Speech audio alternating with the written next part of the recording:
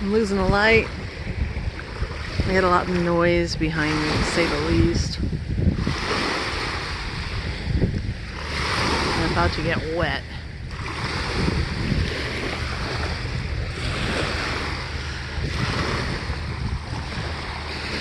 So, I saw a video today that was comparing borderline people and avoidant people, and I somehow contained my snarkiness and did not comment on the final comparison that was made between them, but it was a person who worked with a personality disorder support group, and I'm like, what? A personality? What? With avoidant people? What? And he said that at one point, because it was obviously any type of thing like that has rolling attendance, at one point it was basically mostly avoidant and borderline, and I'm like, oh my god, can you imagine a support group with avoidant and borderline? And it also sounds like they sort of let people take over and do whatever they wanted, because he said at one point they were just having a conversation the way they will, comparing avoidant and borderline personality disorder, and that the avoidant people decided that graciously that borderline must be worse, and then the borderline people, instead of being gracious, said, oh yeah, definitely we are worse. The entire point of the the subject was supposed to be that avoidant and borderline were so similar that you really couldn't tell them apart. And the guy was making all these arguments that no, actually, they look the same, but they're really different, but not really giving any examples. It was weird. But that, the thing that I didn't say that was so snarky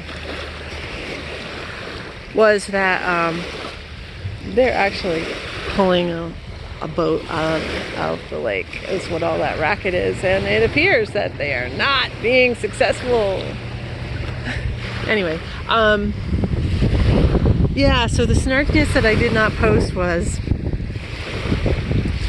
that's the key difference right there between avoidant and borderline. If ever you want to have like an absolute differentiation, this is why it's so obvious when you get the borderline people in avoidant forums claiming they have avoidant personality disorder, which is this: avoidant people are not stuck on themselves, despite any sort of misimpression we might have of ourselves, or nasty things that people might say about us. And borderline people are, they are the victims, and they are the ones that need to be talked about, and it's me when it's a borderline person. It's basically like a more active narcissism.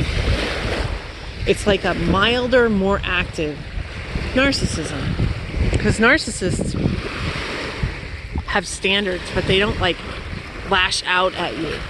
I mean, they'll tell you off and they will leave if you don't, keep their little fantasies going. But borderline will pitch a fit, and it's got to be about them, and they've got to make it about them, or they will pitch a fit. And anytime anybody can say, oh, poor borderline, they're going to be all over it, and they can't help but be so selfish, so self-centered, and nobody else matters to them. they claim that they have low self-esteem. They probably, but some people have low self-esteem because they kind of earned it. And borderline people treat people so badly that they kind of deserve to have low self-esteem. And I understand they can't really help it, but still. They can help it. They can become avoidant. They can choose to avoid and to not burden people, but they do the opposite. And anyway, so I didn't put that in a post. I don't know if you can even hear this because the water is so conveniently loud. But yeah, I avoided my snarkiness in public, except I'm putting this in video that I'm intending to post. And it looks like they got 2 more boats to pull out. And of course these waves, which is crazy. I mean, this is a lake. Lakes aren't supposed to have waves. It's been really windy today though, and it's not windy right now, but it's been really windy. So the lake hasn't settled down yet. Anyway, it's a nice sunset. And I'll end this here. Bye.